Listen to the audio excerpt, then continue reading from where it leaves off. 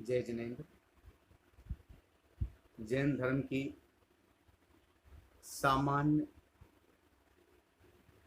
और गूढ़तम जानकारी देने के लिए श्री विद्यासागर पाठशाला लिधौरा टीकमगढ़ से यह कक्षाएं ऑनलाइन चल रही हैं और प्रतिदिन सायंकाल जूम ऐप के माध्यम से संपूर्ण भारतवर्ष से लोग इस पाठशाला की कक्षा में जुड़ते हैं। साथ ही प्रातःकाल की वेला में एक वीडियो और मैसेज के माध्यम से भी इस कक्षा में जो पढ़ाया जाता है उन विषयों की संपूर्ण जानकारी प्रदान की जाती है। पिछले दिनों जैन धर्म का मूल मंत्र महामंत्र नमोकार, जिसे प्राकृत भाषा और आर्य छंद में लिखा गया है, जिसकी रचना किसी ने नहीं की है, जिसका विनाश कभी नहीं होता है और जिससे 84 लाख मंत्रों की उत्पत्ति हुई है, ऐसे महिमाशाली मंत्र के गूढ़ रहस्यों को हम जान रहे हैं। उसमें छिपे हुए बीजाक्षरों में कितनी शक्ति है, कितनी ताकत है और इससे इस जगत में और जगत से परे एक और जगत है पारलौकिक, जिसे हम मोक्ष बोलते हैं। उसमें या उस तक पहुंचने के संसाधन क्या हैं, उन सब के बारे में जानकारी हम प्राप्त कर रहे हैं। नमोकार महामंत्र का मूल पाठ इस प्रकार है। णमो अरिहंताणम, णमो सिद्धाणम, णमो आयिर्याणम, णमो उवध्यायाणम, णमो लोये सब साहुणम। अर्थात णमो का अर्थ नमस्कार हो, अरिहंताणम मतलब अरिहंत भगवान को, अरिहंत भगवान को नमस्कार हो। दूसरे पद में सिद्ध भगवान को नमस्कार हो। तीसरे पद में आचार्य परमेष्ठी को नमस्कार हो। चौथे पद में उपाध्याय परमेष्ठी को नमस्कार हो। पांचवें पद में साधु परमेष्ठी को नमस्कार हो। यह मंत्र सभी मंगलों में प्रथम मंगल माना गया है और यह संपूर्ण रूप से पापों का हरण करने वाला माना गया है।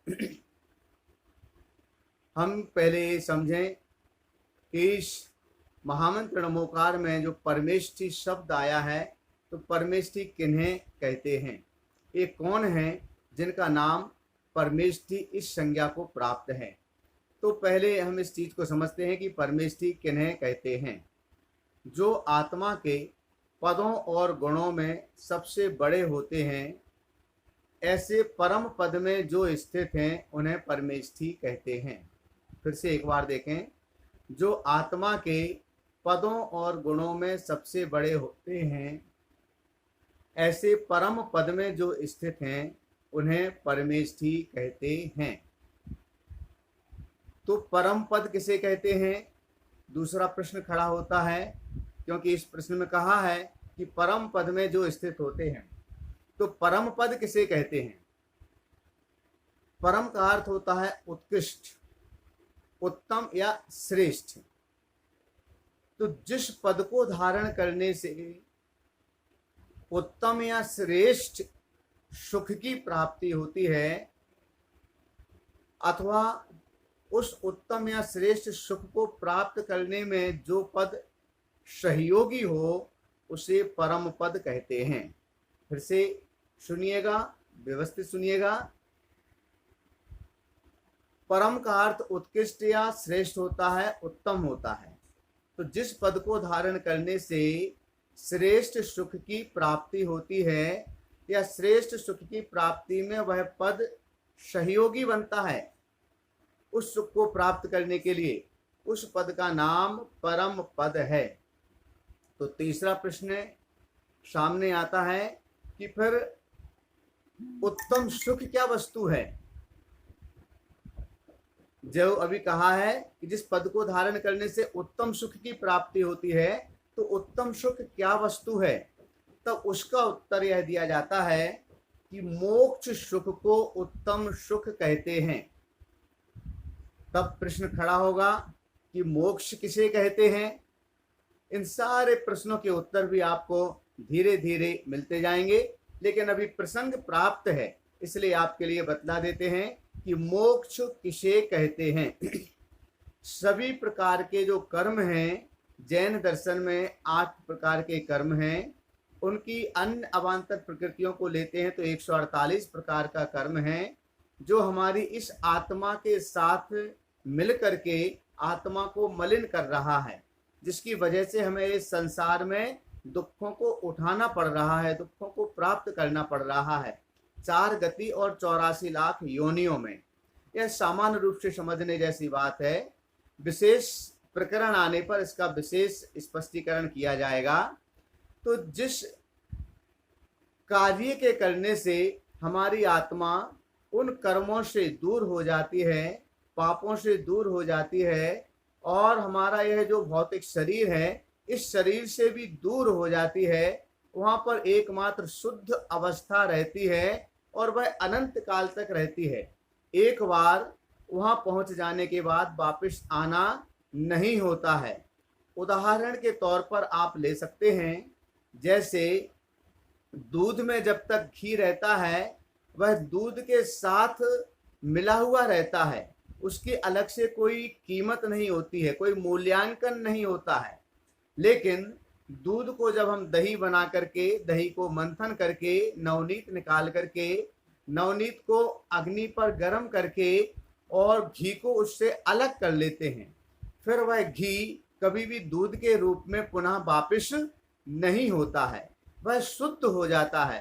फिर उस घी को, भले ही वह 200 ग्राम घी है, उसे हम 50 लीटर दूध के नीचे रख दें, अर्थात पहले घी को डाल दें उस बर्तन में और ऊपर से 50 लीटर दूध डाल दें, तो भी वह घी दूध के ऊपर आकर के ही स्थित होगा, क्योंकि वह शुद्ध है और जो शुद्ध वस्तु होती है वो कभी भी नीचे नहीं रहती है। इसीलिए सिद्ध भगवान शुद्ध अवस्था को प्राप्त हो गए हैं, तो वे सबसे ऊपर जो मोक्ष है इस लोक में ऊपर, उस तनुवात वलय में जाकर के स्थिर हो जाते हैं। फिर कभी भी वह उस घृत रूप अर्थात सिद्ध रूप पर्याय से वापस संसारी अर्थात दूध की पर्याय में नहीं आते हैं। यह सामान्य रूप से समझने जैसी बात है कि मोक्ष क्या कहलाता है। इसी का नाम मोक्ष अर्थात सभी कर्मों से अलग हो जाना या सभी कर्मों को दूर कर देना। आगम में इसे निर्जरा शब्द कहा है, सभी कर्मों की निर्जरा कर देना मोक्ष कहलाता है। तो यह मोक्ष की परिभाषा हुई। अब परमेष्ठी कितने होते हैं और उनके नाम क्या क्या हैं। तो परमेष्ठी 5 होते हैं, जिसे नमोकार मंत्र में हमने पढ़ा है। अरिहंत परमेष्ठी, सिद्ध परमेष्ठी, आचार्य परमेष्ठी, उपाध्याय परमेष्ठी और साधु परमेष्ठी। इस प्रकार से परमेष्ठी 5 हैं। इनको हमने बतला दिया परमेष्ठी क्यों कहा जाता है, क्योंकि ये परम पद में स्थित हैं। परम पद क्या है, जिस पद को धारण करने से उत्तम सुख की प्राप्ति हो, इसलिए उस उत्तम सुख को प्राप्त कराने वाले पद को भी उत्तम या परम कहा जाता है। तो उत्तम सुख कहाँ पर मिलता है या किसे कहते हैं, तो वह मोक्ष में, मोक्ष में वह उत्तम सुख मिलता है, इसलिए मोक्ष को उत्तम सुख कहते हैं। तो मोक्ष क्या है, कहाँ पर है, तो सभी कर्मों से अलग हो जाना या सभी कर्मों को अलग कर देने के बाद हमारे इस शरीर को भी पृथक हो जाना पड़ता है, और जो शरीर से रहित अवस्था होती है, ऐसे इस लोक के सबसे ऊपरी भाग पर, अग्रिम भाग पर सिद्धालय में सिद्ध भगवान रहते हैं। उस सिद्धालय का नाम ही अपर नाम, दूसरा नाम मोक्ष कहलाता है। अरिहंत और सिद्ध परमेष्ठी तो मोक्ष में विराजमान है। अरिहंत परमेष्ठी का आधा रास्ता तय हो गया, अर्थात 4 कर्म उनके नष्ट हो गए हैं 8 में से, शेष 4 अघातिया कर्म हैं, वो भी जली हुई रस्सी के समान। जैसे रस्सी को जला देते हैं तो उसका आकार तो दिखता है, लेकिन उस रस्सी से पानी नहीं भरा जा सकता है, बर्तन में उस रस्सी को बांध करके पानी नहीं निकाला जा सकता है। इसी प्रकार से अरिहंत परमेष्टि के 4 घातिया कर्म नष्ट होने से अब उनका जीवन जली हुई रस्सी के समान, अर्थात उनके शरीर आदि आकार तो दिख रहा है लेकिन उससे कोई सांसारिक कार्य नहीं हो सकता है, इसलिए नियम से वह मोक्ष जाएंगे ही जाएंगे। हाँ, आचार्य परमेष्टि, उपाध्याय परमेष्टि और साधु परमेष्टि, यह 3 परमेष्टि उस मोक्ष के रास्ते पर चल रहे हैं, उनके साधनों को उन्होंने प्राप्त कर लिया है, इसलिए उन्हें भी परम पद में स्थान दिया गया है। अब अरिहंत परमेष्टि किन्हें कहते हैं? इनके लिए 3 शर्तें होती हैं अरिहंत परमेष्टि के लिए, जिन्होंने 4 घातिया कर्मों का नाश कर दिया है। पहली शर्त, उनके नाश करने से जिन्होंने 4 विशेष गुणों को प्राप्त किया है, जिसे अनंत चतुष्टय कहते हैं, यह दूसरी शर्त है। और तीसरी शर्त है, उन्हें वीतरागी होना चाहिए, सर्वज्ञ होना चाहिए और हितोपदेशी होना चाहिए। यह 3 विशेषण जिनके साथ में होते हैं वे अरिहंत परमेष्टि कहलाते हैं। फिर से एक बार देखें, अरिहंत परमेष्टि किन्हें कहते हैं? जो ऋमुकार मंत्र में पहला स्थान रखते हैं। वे कौन हैं? तो 3 शर्तें हैं उनके साथ में। नंबर 1, जिन्होंने 4 घातिया कर्मों का नाश कर दिया है। नंबर 2, उन घातिया कर्मों के नाश करने से जिन्होंने 4 विशेष गुणों को प्राप्त किया है, जिसे अनंत चतुष्टय कहते हैं। तीसरी बात, वीतराग, सर्वज्ञ और हितोपदेशी उनके लिए होना चाहिए। ये 3 परिभाषाएं उनके लक्षण में, उनके स्वरूप को समझने के लिए आवश्यक हैं। इनके साथ में चूंकि वीतराग, सर्वज्ञ, हितोपदेशी हो जाते हैं तो वे 18 दोषों से रहित तो हो ही जाते हैं। तो सबसे पहले इसमें 3 शब्द आए हैं, घातिया कर्म, चतुष्टय और वीतराग, सर्वज्ञ और हितोपदेशी। तो आज हम 2 शब्दों को समझते हैं कि घातिया कर्म कौन है और चतुष्टय क्या है। 4 चीजें वे कौन सी हैं जिसे चतुष्टय कहते हैं। सबसे पहले तो घातिया कर्म कौन है, कितने हैं? यह घातिया कर्म 4 होते हैं। उनके नाम इस प्रकार हैं, ज्ञानावरण, दर्शनावरण, मोहिनी और अंतराय। ज्ञानावरण का अर्थ होता है जो ज्ञान अर्थात बुद्धि को कम करता है, ढकता है, उसका नाम है ज्ञानावरण। दर्शनावरण का अर्थ होता है जो हमारे दर्शन गुण को हीन करता है, उसका नाम है दर्शनावरण। इन दोनों के लिए उपमा दी गई है, जैसे राजा का दर्शन करना है लेकिन दरवाजे पर द्वारपाल खड़ा हुआ है, तो उस द्वारपाल की वजह से आप अंदर नहीं जा पा रहे हैं, तो राजा के बारे में आपको जानकारी भी नहीं मिल पा रही है और राजा को आप देख भी नहीं पा रहे हैं। इसी प्रकार से इस ज्ञानावरणी और दर्शनावरणी की वजह से हमारे अंदर उस छुपी हुई शक्ति को हम न जान पा रहे हैं, न देख पा रहे हैं, न बाहरी ज्ञान आदि में भी इसी प्रकार से इसको लगाना चाहिए। मोहिनी का अर्थ है हम अपने स्वरूप को भूल करके बाहर की अन्य वस्तुओं में मोहित हो रहे हैं, रागान्वित हो रहे हैं, अपना हमें ध्यान नहीं है और बाहरी वस्तुओं को ही हम अपना मान रहे हैं। इसके लिए उदाहरण दिया गया है मदिरा का। जैसे कोई व्यक्ति मदिरा अर्थात शराब पी लेता है तो उसे अपना कुछ भी याद नहीं रहता है, वह भूल जाता है, विस्मरण कर जाता है और वह अपने जान पहचान के व्यक्ति को भी नहीं पहचानता, उसे अन्य रूप में जानने लग जाता है। तो यही काम मोहिनी कर्म का है, जो अपने स्वरूप को भुला करके पर वस्तुओं को अपना मानने लग जाता है। अंतराय कर्म है एक, जब हम किसी भी अच्छे कार्यों को करने के लिए जाते हैं तो बीच में बाधा खड़ी हो जाती है, उस बाधा का नाम है अंतराय कर्म। जैसे कोई व्यक्ति दान दे रहा है लेकिन कोई कोषाध्यक्ष है वो उसे रोक देता है कि नहीं देना है। किसी व्यक्ति के अच्छे कार्य करने के विचार हैं लेकिन उसे इस प्रकार का संयोग प्राप्त नहीं हो पाता है, अथवा संयोग प्राप्त हो भी जाए तो वह उस कार्य को पूर्ण नहीं कर पाता है। तो इस प्रकार से यह अंतराय कर्म होता है, जिससे कोषाध्यक्ष की या कोषागार में जो रहता है उसकी रक्षा करने वाला, उसकी उपमा दी गई है कि राजा का कोष है वो देना चाहता है लेकिन वह मना कर देता है, नहीं दे पाता है। तो इसी प्रकार से यह 4 अंतराय, मोहिनी, दर्शनावरण और ज्ञानावरण, यह 4 कर्म घातिया कर्म हैं। इन्हें घातिया इसलिए कहा कि ये आत्मा के गुणों का सर्व रूप से ढक देते हैं, आच्छादन कर लेते हैं। जैसे सूर्य के ऊपर राहु का विमान अर्थात राहु ग्रहण जब लगता है तो उस ग्रहण की वजह से सूर्य की जो प्रकाश आ रहा था, प्रताप आ रहा था, वो ढक जाता है, लेकिन सूर्य का लोप नहीं होता है, सूर्य नष्ट नहीं होता है। कुछ देर के लिए सूर्य के ऊपर ग्रहण लग जाने से उसकी रोशनी और उसका जो ऊष्मा आ रही थी वह ऐसा लगता है जैसे खत्म हो गई है। इसी प्रकार से इन घातिया कर्मों की वजह से हमारे ज्ञान शक्ति, दर्शन शक्ति, सुख शक्ति और वीर्य शक्ति, इनके ऊपर ग्रहण जैसा लगता था। शक्ति तो अंदर रहती है लेकिन वो कार्य करने में अक्षम हो जाता है, उसे उसका भान नहीं होता है, इसीलिए इसे घातिया कर्म कहा गया है। यह हमने आपकी भाषा में शब्दों को रूपांतरित करके इस भाषा को समझाया है, क्योंकि आगम की भाषा में जो इनकी परिभाषाएं बनाई गई हैं वो शब्दावली सीधे सीधे रखेंगे तो वो शायद आपकी समझ में उतना जल्दी ना आ पाए, और इसीलिए हमने आपके शब्दों में उन्हीं परिभाषाओं को ढाल करके आपको बतलाया है।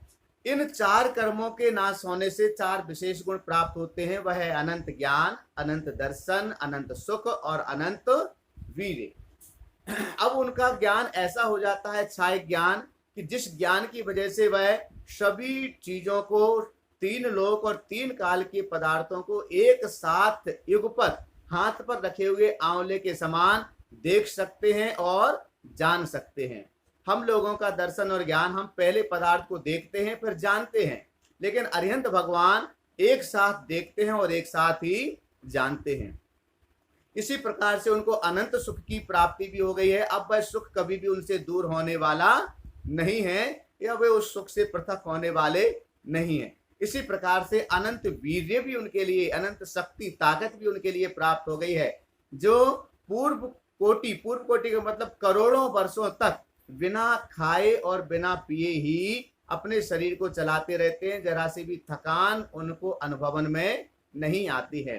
तो किस कर्म के क्षय से, किस कर्म के जाने से कौन सा विशेष गुण प्राप्त होता है? ज्ञानावरणी कर्म के जाने से अनंत ज्ञान ये विशेष गुण प्राप्त होता है।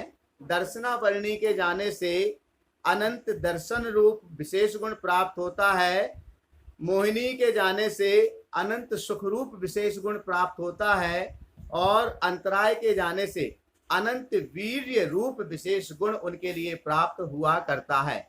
इस प्रकार से 4 कर्मों के जाने से 4 विशेष गुण प्राप्त होते हैं, जिसे हम अनंत चतुष्टय के रूप में जानते हैं। तो आज हमने परमेष्टि किन्हें कहते हैं, परम पद किसे कहते हैं, उत्तम सुख क्या है, मोक्ष क्या है, परमेष्टि कितने होते हैं, उनके नाम क्या क्या हैं, अरिहंत परमेष्टि किन्हें कहते हैं, और वे अरहंत परमेष्टि क्यों कहलाते हैं, क्योंकि 4 घातिया कर्मों का नाश किया है, 4 विशेष गुणों को प्राप्त किया है, और तीसरा विशेषण वे वीतरागी, सर्वज्ञ और हितोपदेशी होते हैं। तो वीतरागी, सर्वज्ञ, हितोपदेशी, इन 3 विशेषणों को हम कल के वीडियो में जान सकेंगे। प्रतिदिन आप एक एक पाठ के माध्यम से जैन धर्म की है जो जानकारियां आपके लिए दी जा रही हैं, इन जानकारियों को आप वीडियो के माध्यम से सुन करके जान सकते हैं। इनको अपनी डायरी में आप लिख सकते हैं, ताकि एक एक चैप्टर, एक एक पाठ के माध्यम से जैन धर्म की सर्वांग संपूर्ण जानकारी आप तक पहुंच सके। इसलिए यह श्रृंखला प्रारंभ की गई है श्री विद्यासागर पाठशाला के माध्यम से। तो आप प्रतिदिन इन वीडियो को सुनो और लिंक के साथ में सुने, क्योंकि एक दिन जो वीडियो सुनी है, आगे आने वाले समय में उससे लिंक ही विषय आपके लिए प्रतिदिन प्राप्त होता रहेगा। इसलिए आप जरूर जरूर इन वीडियोज को सुने और पाठ को तैयार करें, विषय को तैयार करें, धारणा का विषय बनाएं, ताकि जैन धर्म की संपूर्ण जानकारी आप तक पहुंच सके। आज के लिए इतना ही। सभी को जय जिनेन्द्र।